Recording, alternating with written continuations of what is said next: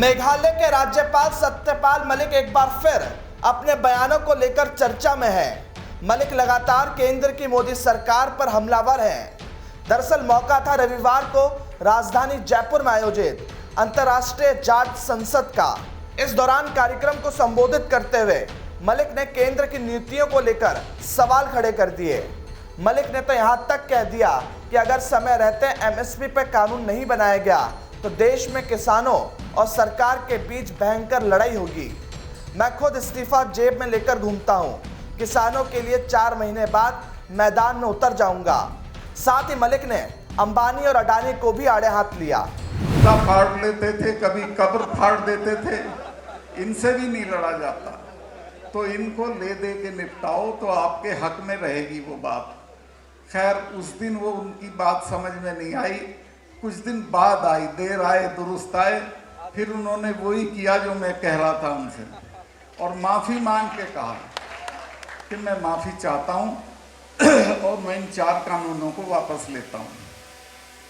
अभी एमएसपी का मामला रुका हुआ है और मैं यहाँ प्रेस हो तो उसके माध्यम से चेतावनी देना चाहता हूँ सरकार को कि आंदोलन खत्म नहीं हुआ, धरना खत्म हुआ है। अगर एमएसपी का कानून नहीं बना तो बहुत भयानक लड़ाई देश में होगी किसानों की सरकार के साथ। और मेरे तो 4 महीने रह रहे हैं, मैं तो छोड़ के इसी में कूद पड़ूंगा। इस्तीफा मेरे हर वक्त साथ रहता है, वो मेरे लिए कोई बड़ी चीज नहीं है, क्योंकि मैं अपनी माँ के पेट से गवर्नर नहीं पैदा हुआ था। मैं तो लड़ते झगड़ते हो गया था इस लड़ाई में। और मैं आपको वैसे भी वादा करता हूँ कि रिटायर होने के फौरन बाद मैं किसानों की लड़ाई में पूरी ताकत से कूदूंगा और पूरा देश घूमूंगा।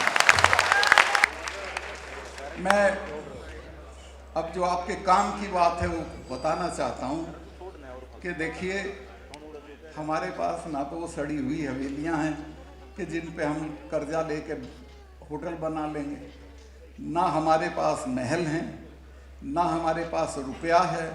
हम तो छोटी छोटी ज़मीनों के मालिक हैं, उसी में ऊपर नीचे होते रहते हैं। एक ही तरीका है एम्पावर होने का, ताकत हासिल करने का और आगे बढ़ने का, और वो है तालीम का। दुनिया में जिन कौमों ने तालीम की तरफ ध्यान दिया वही तरक्की की। एक घटना मुझे इंग्लैंड की याद आती है, जब वर्ल्ड वॉर 2 चल रहा था, बजट पेश हो रहा था। बजट में सारी मदों में कटौती की गई, लेकिन एजुकेशन में कोई कटौती नहीं है। खड़े हो गए विपक्ष के लोग, उन्होंने कहा साहब इसमें कटौती क्यों नहीं हुई? प्रधानमंत्री ने कहा कि टूटे हुए पुल दोबारा बन जाएंगे, मकान दोबारा तामीर हो जाएंगे, कारखाने फिर बना लेंगे, लेकिन अगर एक पीढ़ी तबाह हो गई तो उसको दोबारा खड़ा नहीं किया जा सकता। तो ये जो हमारी पीढ़ी, इसकी तालीम पे अब वो सारी चीज़ें छोड़ दो कि बुढ़े के मरने पे 40 गांव की चिट्ठी फाड़ोगे, बुढ़ा सूरजमल हो जाएगा उससे। उस पैसे को बचाओ। दहेज में आजकल हमारे यहाँ तो 4 छल्ले की गाड़ी मांगते हैं, वो कौन सी है? ओडी।